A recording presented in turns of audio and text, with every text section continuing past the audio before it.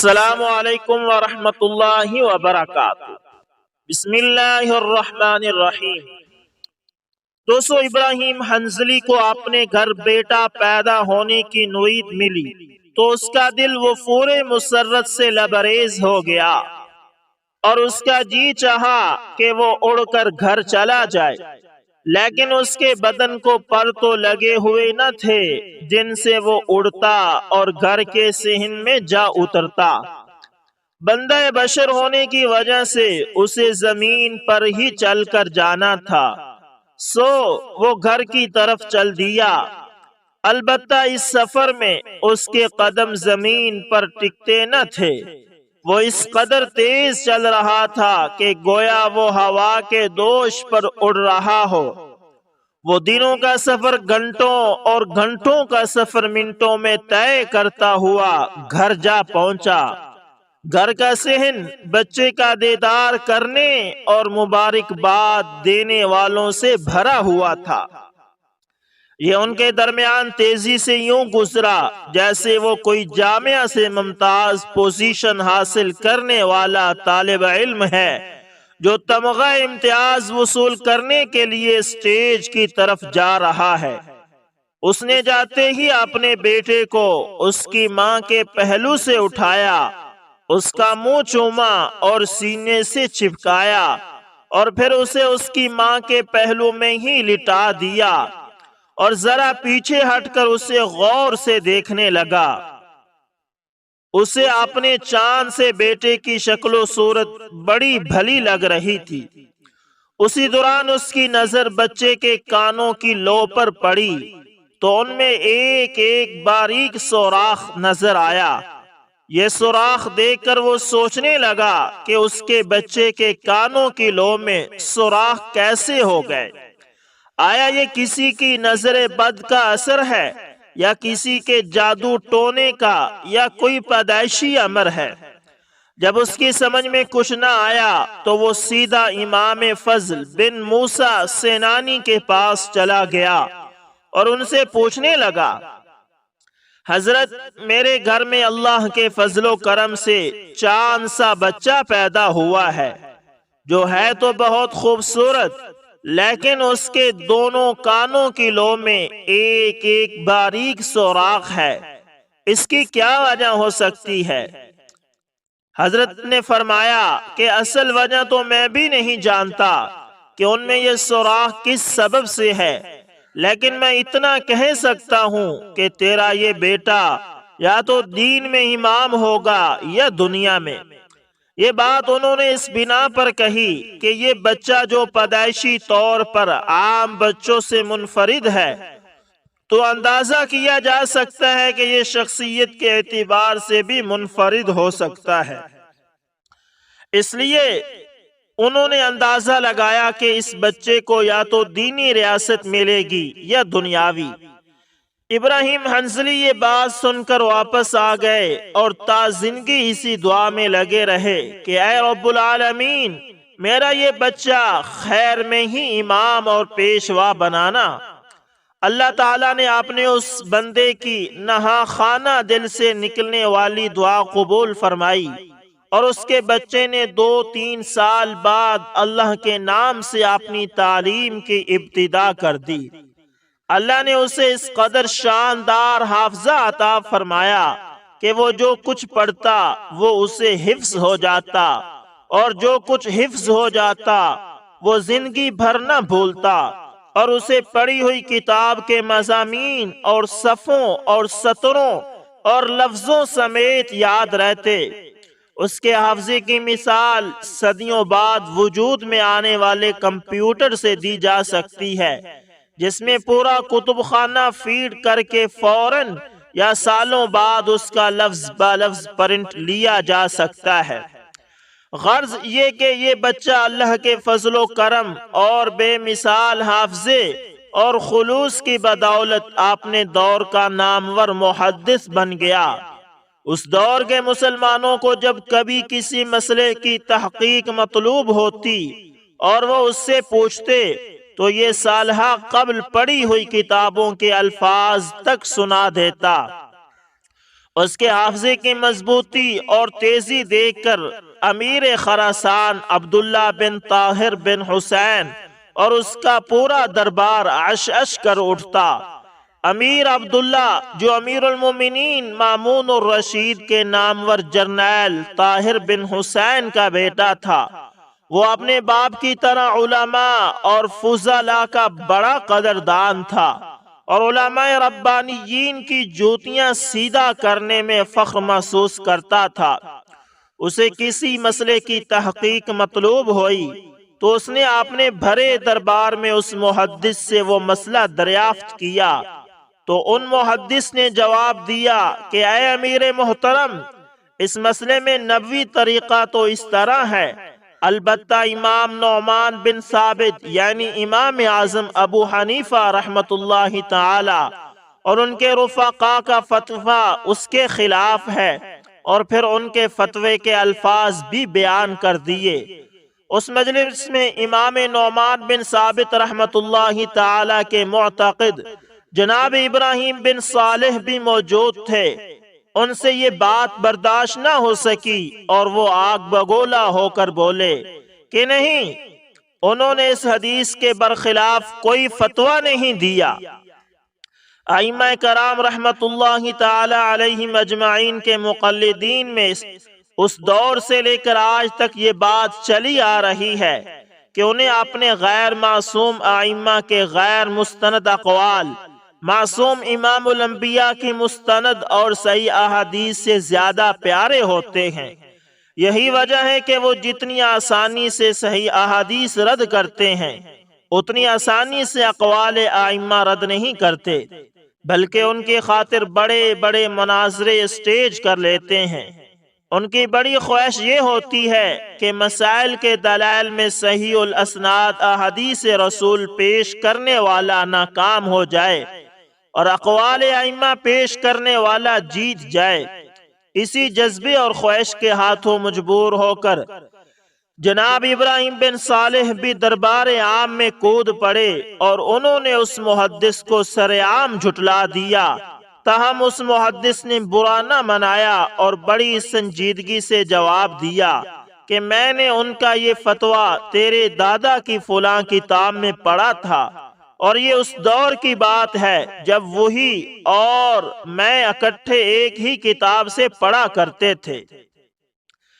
جناب ابراہیم بن صالح کھڑے ہوئے اور بولے، اے امیر محترم، اللہ تجھے درست رکھے، اس نے میرے دادا پر جھوٹ بول دیا ہے۔ میرے دادا کی کتاب میں ان کا ایسا فتویٰ ہرگز موجود نہیں۔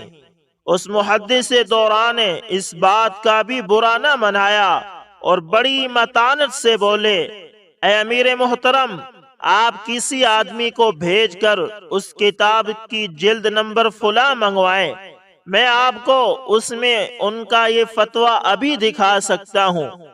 امیر عبداللہ نے کسی آدمی کو بھیج کر محولہ کتاب کی مطلوبہ جلد منگوا لی اور اس کے اوراق پلٹ پلٹ کر امام نعمان بن ثابت اور ان کے رفقا کا فتویٰ تلاش کرنے لگا۔ یہ دیکھ کر اس نابغہ محدث نے فرمایا، اے امیر، اللہ تعالیٰ آپ کو راہ مستقیم پر گامزن رکھے۔ آپ اس کتاب کے شروع والے 21 اوراق پلٹ کر 21ویں ورقے کی 7ویں سطر پر یہ فتویٰ پڑھ لیں۔ جب امیر عبداللہ نے 21 اوراق گن کر 7ویں سطر پر نظر ڈالی تو وہ یہ دیکھ کر دنگ رہ گیا کہ اس میں نعمان بن ثابت اور ان کے رفقا رحمہم اللہ کا فتویٰ بعینی ہی وہی موجود تھا۔ پھر کہنے لگا، حضرت، مجھے آپ کی یادداشت پر تعجب تو ہوا ہے، لیکن حیران کن بات یہ ہے کہ آپ کو اس دور کی پڑھی ہوئی کتاب کی جلد نمبر، صفحہ نمبر اور سطر نمبر بھی یاد ہے۔ جی ہاں، تاکہ اللہ تعالیٰ آپ کے سامنے اس طرح کے اعداء السنہ کو رسوا کرے۔ یہ سن کر امیر عبداللہ نے پوچھا، مجھے بتایا گیا ہے کہ آپ کو 1,00,000 اسناد حدیث یاد ہیں، کیا یہ بات صحیح ہے؟ آپ نے فرمایا، 1,00,000 اسناد حدیث والی بات تو میں نہیں جانتا، لیکن اتنی بات صحیح ہے کہ میں جو چیز پڑھ یا سن لیتا ہوں وہ میرے حافظے میں موجود ہو جاتی ہے اور پھر وہ مجھے زندگی بھر نہیں بھولتی۔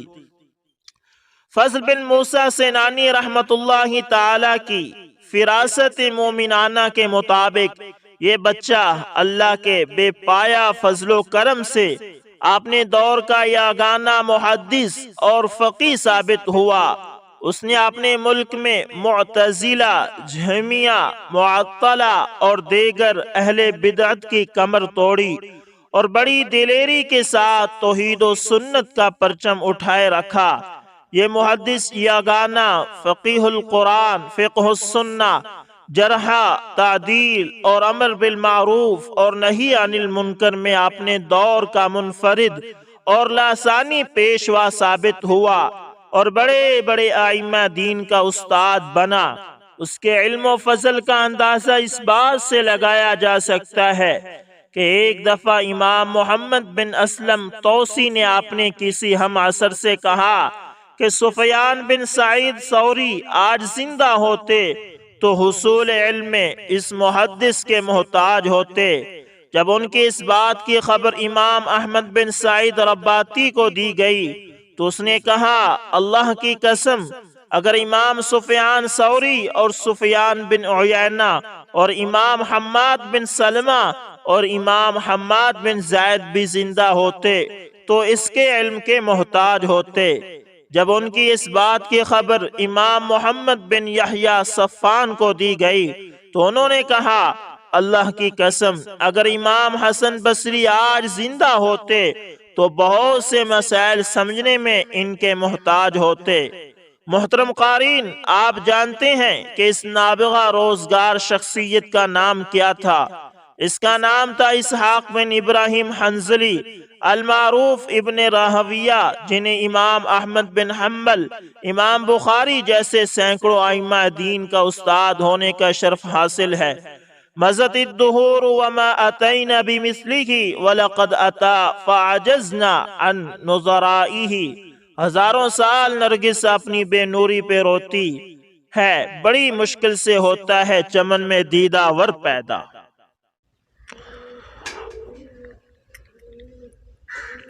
دوستو، اسی طرح امام اعظم ابو حنیفہ رحمۃ اللہ تعالی بھی بہت پائے کے عالم اور بزرگ تھے۔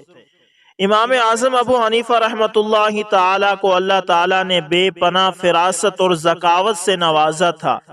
امام صاحب مشکل سے مشکل مسئلے کو اتنی آسانی سے حل فرماتے تھے کہ بڑے بڑے علم و فن کے تاجدار بھی حیران اور پریشان رہ جاتے۔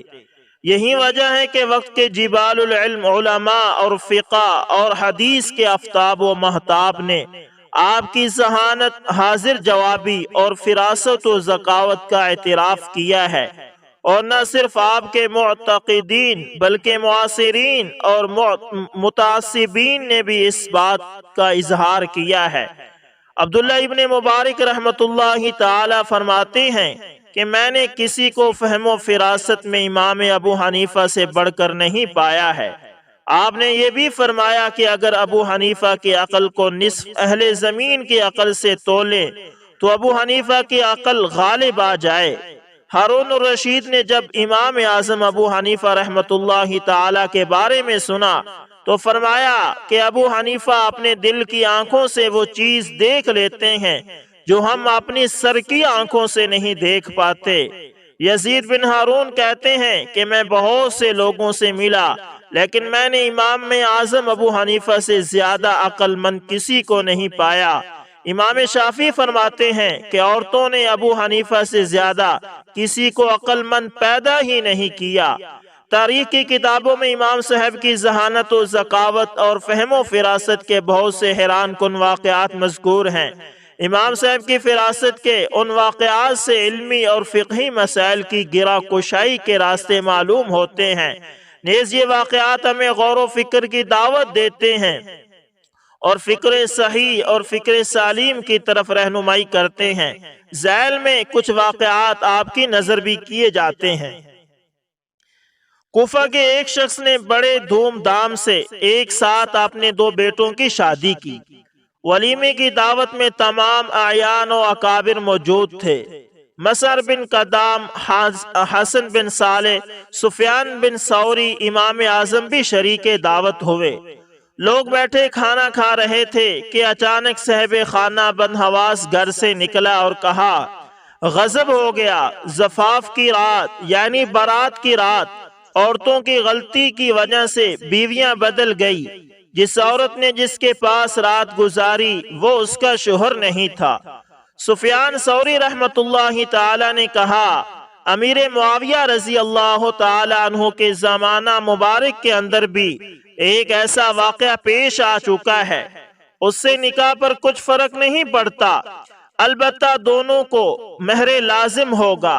मसर बिन कदाम इमाम साहब की तरफ मुतवज्जे हुए कि आपकी क्या राय है। इमाम साहब ने फरमाया, पहले दोनों लड़कों को बुलाया जाए तब जवाब दूंगा। दोनों शोहर को बुलाया गया। इमाम साहब ने दोनों से अलग अलग पूछा कि रात तुमने जिस औरत के साथ गुजारी है, अगर वही तुम्हारे निकाह में रहे क्या तुम्हें पसंद है? दोनों ने कहा हाँ। तब इमाम साहब ने फरमाया, तुम दोनों अपनी बीवियों को जिनसे तुम्हारा निकाह पढ़ाया गया था उसे तलाक दे दो और हर शख्स उससे निकाह कर ले जो उसके साथ हम बिस्तर रह चुकी है। हज़रत सुफियान सौरी रहमतुल्लाहि ताला ने जो जवाब दिया था मसले के लिहाज से वो भी सही था। वती भी शुभ की वजह से निकाह नहीं टूटता, मगर इमाम साहब ने जिस मसलहत को पेश नजर रखा वो उन्हीं का हिस्सा था, इसलिए कि वती भी शुबा की वजह से इद्दत तक इंतजार करना पड़ता, जो उस वक्त एक मुश्किल अमर था। फिर इद्दत के जमाने हर एक को ये ख्याल गुजरता कि मेरी बीवी दूसरे के पास रात गुजार चुकी है और उसके साथ रहने पर गैरत गवारा न करती, और निकाह का असल मकसद उल्फत, मोहब्बत, इत्तिहाद और एतिमाद बड़ी मुश्किल से कायम हो पाता। और दोस्तों, ये थे दो आइम्मा कराम रहिमहुमुल्लाह जिनके वाक़यात और दिलचस्प किस्से आपकी नज़र किए हैं। दोस्तों, यकीनन इमाम आज़म रहमतुल्लाहि ताला और दूसरे बुजुर्ग बहुत अहम तरीन शख्सियत थे, लेकिन ये कहना कि अहनाफ अहादीस के खिलाफ फतवा देते हैं ये बात गलत है। इमाम आज़म अबू हनीफा रहमतुल्लाहि ताला हत्तल वुसा जहाँ तक मुमकिन हो सके वो हदीस पर अमल करते हैं, और उनकी कोशिश यही होती है कि सारी अहादीसों पर अमल किया जाए। अगर कहीं पर कोई बात सामने आती है तो उनके पास दूसरी अहादीसें होती हैं जो उस अहदीस से भी काबिल सनद और सनद के लिहाज से उलू मर्तबा होती हैं। इसलिए ये अहनाफ पर सरासर इल्ज़ाम और झूठ बांधा जाता है कि अहनाफ अपने इमाम की राय को आगे रखते हैं और अहादीस को पीछे रखते हैं। ये बिल्कुल ऐसे नहीं है। अल्हम्दुलिल्लाह मज़हब हनफी अल्हम्दुलिल्लाह ये कुरान और सुन्नत पर हमवार है।